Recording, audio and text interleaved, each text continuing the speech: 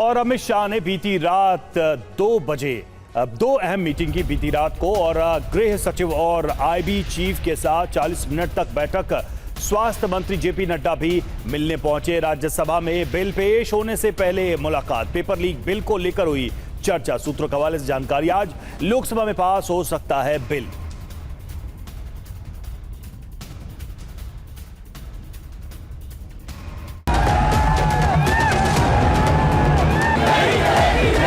Emergency से कम अन्याय नहीं कर रहे हैं आप लोग।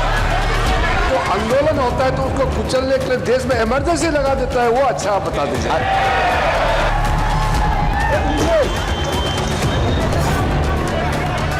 कांग्रेस बोल रही है, जवाब मांग रही है, जवाब दीजिए। पेपर लीक रोकने वाले बिल को लेकर लोकसभा रात 11 बजे तक चली। 9 घंटे तक चली चर्चा में सत्ता पक्ष और विपक्ष के नेता शामिल हुए, लेकिन बिल पास नहीं हो सका। चर्चा के दौरान विपक्ष और सरकार के बीच आरोप प्रत्यारोप चलता रहा। प्रियंका गांधी ने पूछा कि सरकार बताए, पैलेट गन चलाने का ऑर्डर किसने दिया। आदरणीय प्रधानमंत्री महोदय जी को आपके माध्यम से मैं कहना चाहती हूँ कि शायद उन्हें अपने सलाहकार बदलने चाहिए। वे असलियत से एकदम टूट चुके हैं। नई कमेटियां बनाने से काम नहीं चलेगा। इस नई कमेटी में तो एक एक्स आईबी चीफ, एक आईटी कंपनी के मालिक और एक गौमूत्र के विशेषज्ञ भी हैं।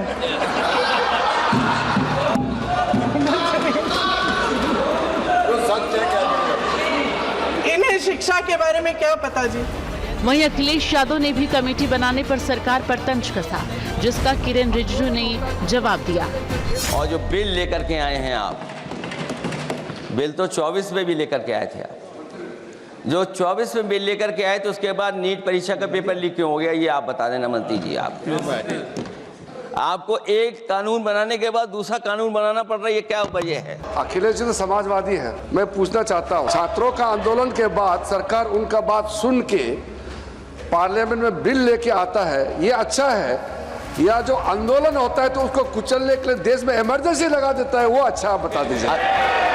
चर्चा में शामिल असदुद्दीन ओवैसी ने छात्रों पर लाठीचार्ज का मामला उठाया और पूरे मामले को पड़ोसी देशों से जोड़ दिया। आप नौजवानों को छोड़कर उनको अपना रिश्ता खत्म करके आप अगर हुकूमत करना चाहते हैं अंदर 2.5 साल, तो मैं बड़े एतमाद के साथ कह रहा हूं कि आपकी मिस गवर्नेंस की वजह से कहीं खुदा ना खास्ता जो पड़ोसी देश में हुआ वो हरकत यहां पर ना हो जाए। उस आफत की दावत आप दे रहे हैं, ये इसीलिए मैं इस बिल की मुखालिफत करता हूं। मैडम, ओवैसी के अंदर जिन्ना का जिन है, वो शुरू से ये मनाते हैं, लेकिन भारत का युवा नरेंद्र मोदी के साथ है, नरेंद्र मोदी पर भरोसा है। लोकसभा में आज भी इस बिल पर चर्चा जारी रहेगी और सरकार की कोशिश होगी कि बिल आज ही लोकसभा से पास हो जाए। आज की चर्चा में राहुल गांधी भी बोल सकते हैं। उधर प्रदर्शनकारी छात्रों पर दर्ज एफआईआर को सुप्रीम कोर्ट के अंतरिम आदेश को लेकर कॉकरोच जनता पार्टी ने कड़ा विरोध जताया है।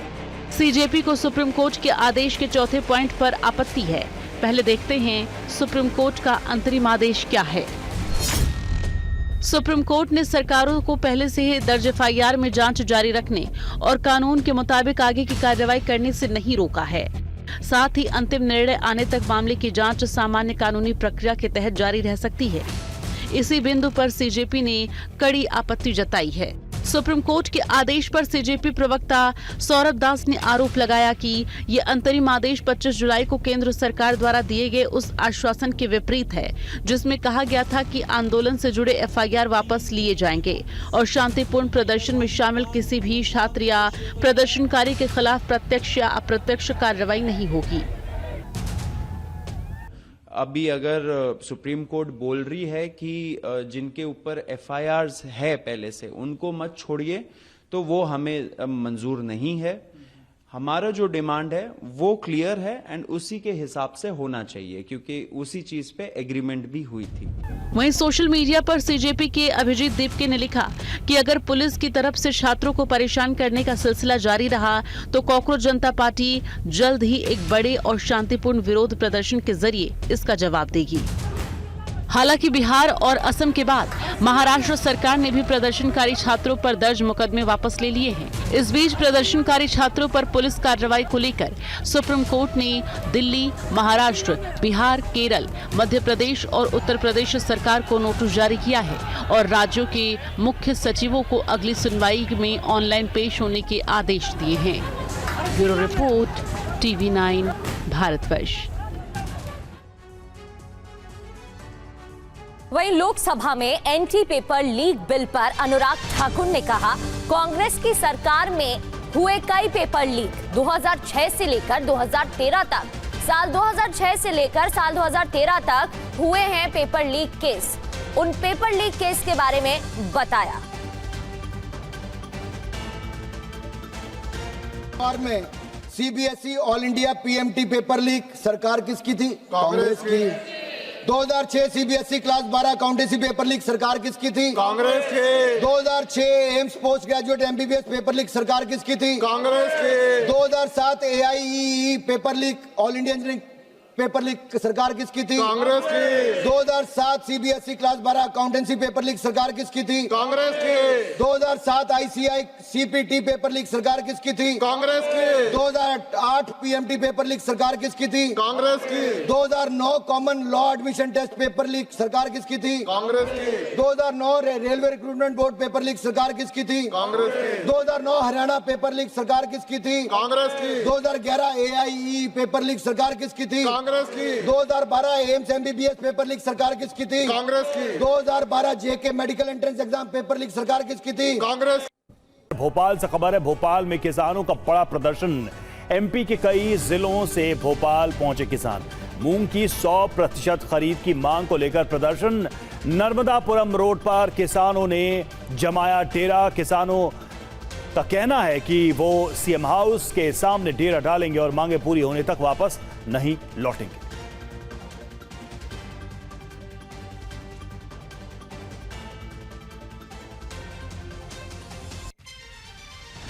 देखिए, भोपाल में किसानों का बड़ा प्रदर्शन। मूंग खरीद को लेकर लगातार किसान प्रदर्शन पर अड़े हुए हैं। CM हाउस तक प्रदर्शन करने पर अड़े हुए हैं। मूंग की 100% खरीद को लेकर यह प्रोटेस्ट।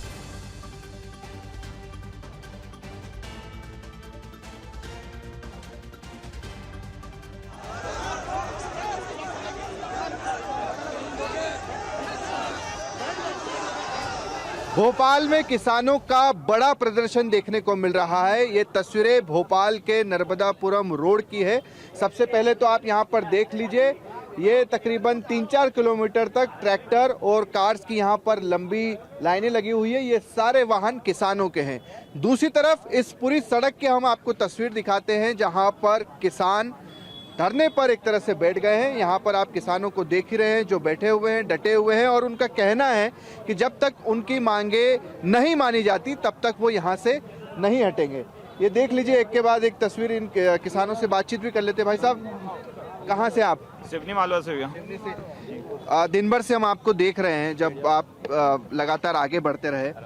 अब क्या आप लोगों का टेक है? क्या प्रशासन से या सरकार से आपकी बात हुई? देखिए, सरकार से हमारे जो भी नेतृत्व वाले जो लोग हैं, सभी लोगों की हमारी उनसे बात भी हुई है। उनका यही बोलना है कि आज हम रात को यहीं पे विश्राम करेंगे। यदि सरकार हमारी मांगे नहीं मानती है, वैसे भी 25 दिनों से आंदोलन चल रहा है, अभी तक सरकार ने किसी भी किसान की सुध नहीं ली है।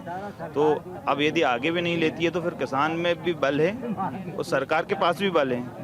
फिर बल से बल टकराएगा तो आप सरकार को पता चल जाएगा कि किसानों में कितनी हिम्मत है, कितनी तादाद में। क्या मुख्य मांगे आपकी? 4-5 हमारी मुख्य मांगे ये हैं कि हमारी फसल को MSP में हर एक फसल को खरीदा जाए। मोहन सरकार किसानों की फसल के दाम भी नहीं दे रही है, ना फसल की खरीदी कर रही है। एक के बाद एक फसल को ई टोकन प्रणाली से जो खाद दिया जा रहा है, उससे हमें पर्याप्त मात्रा में खाद नहीं मिल पा रहा, उसको बंद किया जाए। मूंग हमारी 5 से 6 कुंटल प्रति एकड़ पैदा हुई, जिसको सरकार 1 कुंटल 20 किलो खरीदना चाहती है, वो भी पूरा नहीं खरीदेगी। 1 एकड़ का अगर किसान है तो उसकी 1 ही कुंटल मूंग खरीदी जाएगी। जो बिल बनाने में थंब सिस्टम है उसको बंद किया जाए। यदि हमारे कोई बुजुर्ग हैं जिनके नाम पे जमीन है, उनके नाम पे फसल बिकी है, तो उनके थंब के निशान नहीं आ रहे हैं, उसमें थंब बिल बनाने में दिक्कत पड़ रही है। इसलिए जो सारी योजना है खाद में, आज मध्य प्रदेश का किसान बहुत परेशान है। खाद सिस्टम पूरा भंग हो चुका है। इसके बाद फसलों में कोई मूल नहीं मिल रहा है, फसलों से किसानों का कर्ज बढ़ता जा रहा है और मोहन सरकार मजे मार रही है, खरीद फरोख्त की राजनीति चल रही है। मॉनसून महासंग्राम की आज बिल फिर से पास होगा क्या, ये सवाल, क्योंकि चर्चा तो की जा रही है, लेकिन पास होगा या नहीं वो देखने वाली बात, क्योंकि लोकसभा में आज भी पेपर लीक बिल पर चर्चा होगी। कल रात 11 बजे तक लोकसभा में चर्चा हुई है। दोपहर 12:30 बजे लोकसभा में राहुल गांधी बोलेंगे। लोकसभा में चर्चा के बाद बिल पर वोटिंग होनी है। तो कल रात 11 बजे तक लोकसभा में चर्चा हुई है। दोपहर 12:30 बजे लोकसभा में राहुल गांधी बोलेंगे। तेजस्वी सूर्या ने चर्चा में अपनी बात रखी है। लोकसभा में चर्चा के बाद बिल पर वोटिंग भी होनी है और आज एक बार फिर से पेपर लीक बिल पर चर्चा होगी। आज बिल पास हो जाएगा क्या, ये भी सवाल। तो लगातार गतिरोध देखने को मिल रहा था, लेकिन उसके बाद कल गतिरोध कम हुआ और इस बिल पर चर्चा हुई है। जम्मू कश्मीर में आसमान से बरसती आफत ने घाटी में तबाही के निशान छोड़ दिए हैं। बांदीपोरा में बादल फटने से हालात और बिगड़ गए। प्रशासन ने संवेदनशील इलाकों के लिए अलर्ट जारी कर दिया है। कुलगाम में तेज बारिश के बाद अचानक फ्लैश फ्लड आ गया, जिससे गौशाला भरभरा कर गिर गई।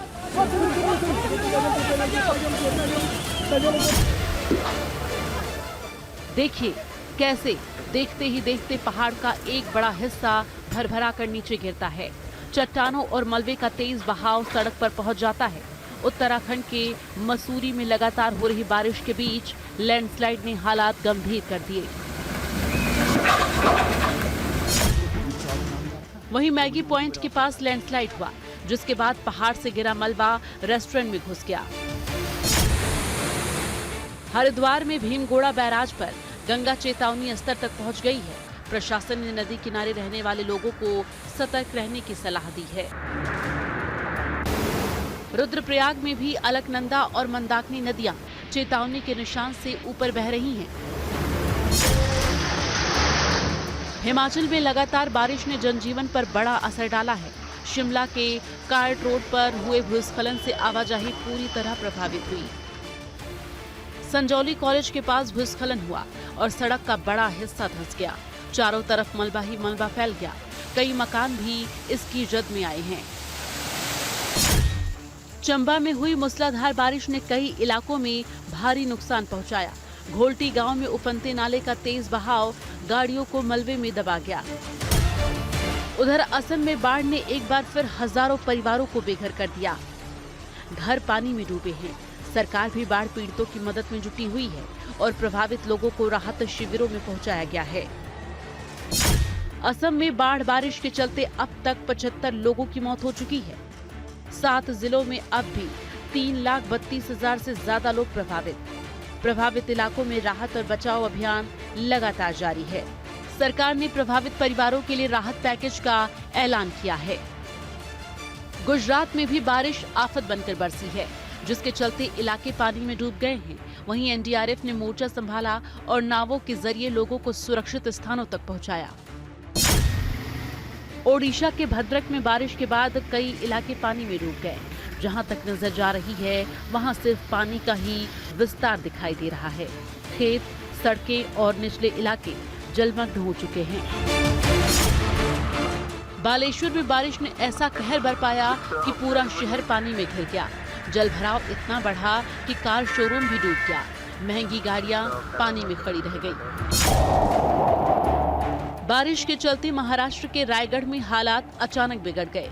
खोपोली के जैनित वाटरफॉल पर पानी का बहाव देखते ही देखते खतरनाक हो गया और करीब 70 पर्यटक बीच धारा में फंस गए। फायर ब्रिगेड और पुलिस ने रेस्क्यू ऑपरेशन चलाकर सभी को सुरक्षित बाहर निकाला। पहाड़ों पर खतरा बरकरार है। मैदानी इलाकों में हालात अब भी सामान्य नहीं है। राहत और बचाव टीमें लगातार मोर्चे पर हैं, लेकिन मौसम विभाग की चेतावनी साफ है, आने वाले दिन और चुनौतीपूर्ण हो सकते हैं। Bureau report, TV9 Bharatvarsh. और लोकसभा में एंटी पेपर लीक बिल पर बहस के दौरान हंगामा हो गया। तेजस्वी सूर्या और जगदम्बिका पाल में नोकझोंक हो गए। समय खत्म होने पर जगदम्बिका पाल ने टोका। प्रहलाद जोशी ने पार्टी का 5 मिनट दिलाया। तो चर्चा के दौरान अचानक से हंगामा हो गया। बहस के दौरान हंगामा हुआ जब तेजस्वी सूर्या और जगदम्बिका पाल में नोकझोंक हो गई। समय खत्म होने पर जगदम्बिका पाल ने अचानक टोका, जिसकी वजह से बहस हो गई। इस बीच प्रहलाद जोशी ने पार्टी का 5 मिनट दिलाया।